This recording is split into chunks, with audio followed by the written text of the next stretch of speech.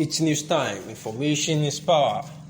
The news headline: Boko Haram members were treated better than soldiers in prison. Officers lament after release from Kīrīkīri. About 70 soldiers whose death sentences were commuted to 10 years imprisonment following public outcry in 2015 have regained their freedom. The soldiers who were freed in different batches between May and August this year have told the Whistler about their experience at the Kīrīkīri maximum prison in Ikoyi, Lagos. The soldiers were sentenced to death, life imprisonment, and other punishments for various offenses, including mutiny, desertion, and disobedience of orders by military courts. They include 54 soldiers sentenced to death by firing squad on December 17, 2014. The soldiers who were from the 111 Special Forces were charged for disobeying a direct order from their commanding officer, Timothy Opurom, a lieutenant colonel, to participate in an operation to recapture Delwa, Bulabulin, and Damboa in Borno State from Boko Haram terrorists on August 4. Their sentences were among those reviewed to 10 years imprisonment by the Nigerian Army in 2015, following condemnation by the total and local and international civil organizations. Lagos lawyer and a senior advocate of Nigeria, SAN, Femi Falana, are taking up the case of the soldiers against the army. Corporal Jasper Brindolo, leader of the freed soldiers and one of the 54 from the 111 Special Forces, spoke to the Whistler on Wednesday. I put in 18 years in the army, serving my country, and was made to spend another 7 years in prison because we asked for weapons to fight Boko Haram.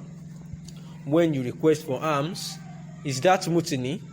In 2013 and 2014, it was suicidal to fight Boko Haram because we were fighting with refurbished weapons and soldiers were angry because they read and hear the amount of money given to buy arms. They treated us badly in prison.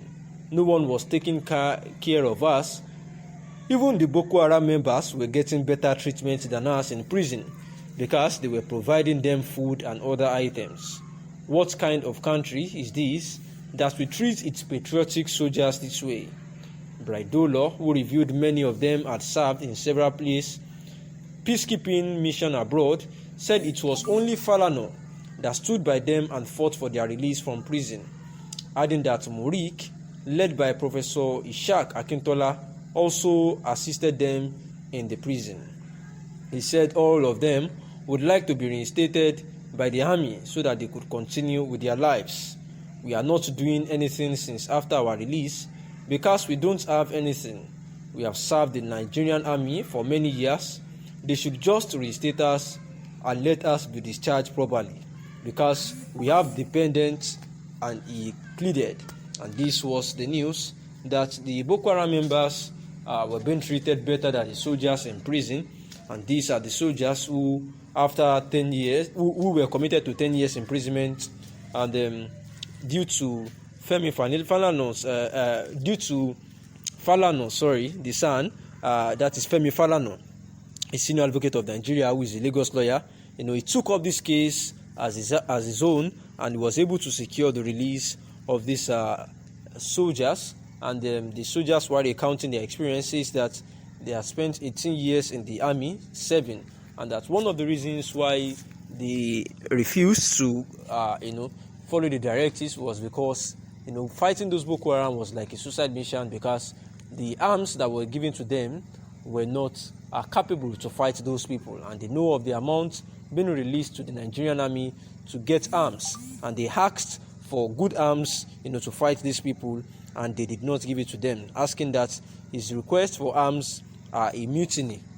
The Minister of Justice and Solicitor General of the Canadian government of Alberta, Kelechi Madu, says he has forwarded to the emergence of a competent and visionary leader as Nigeria has drifted into dangerous territory under President Muhammadu Buhari regime.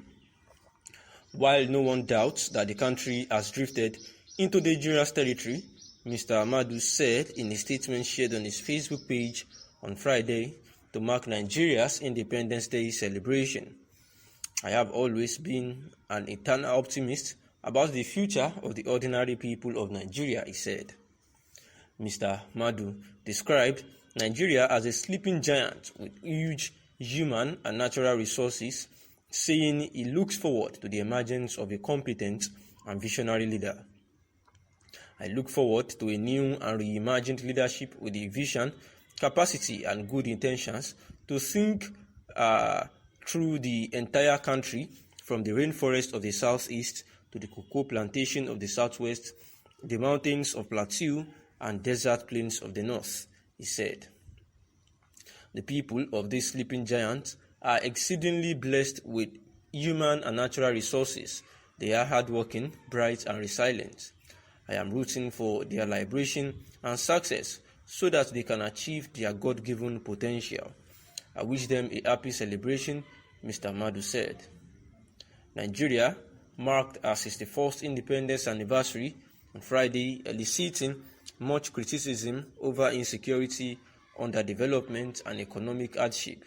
Contrary to criticisms, Mr. Buhari in a speech said he had done better than his predecessor since Nigeria returned to democratic rule in 1999.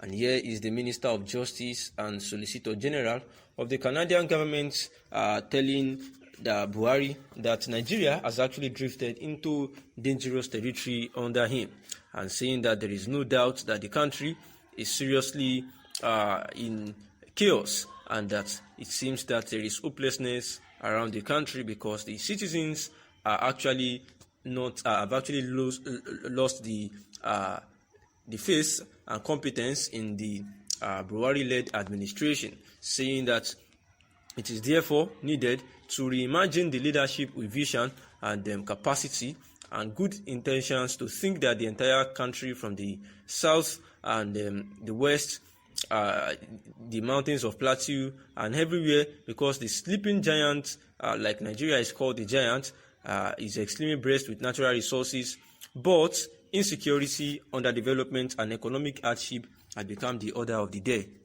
And this is why the agitators had actually been clamoring for self-determination and a country of their own, because Nigeria designed to hold down the progress and development of the ethnic nationalities in the forceful marriage of inconvenience, and this is a failed state that should be peacefully dissolved now to avoid a senseless ongoing pogrom before it blossoms into a protracted civil war. In the last 107 years of this forceful merger, we, the Yoruba, have done everything humanly possible to make the lopsided federal union work with justice, fairness, equity, and unity as the watchword. But to our chagrin, the most backward section of Nigeria ruling class, the Fulani aristocracy, which the British gave the baton of leadership, see other ethnic nationalities as their vassal states. Thanks for listening.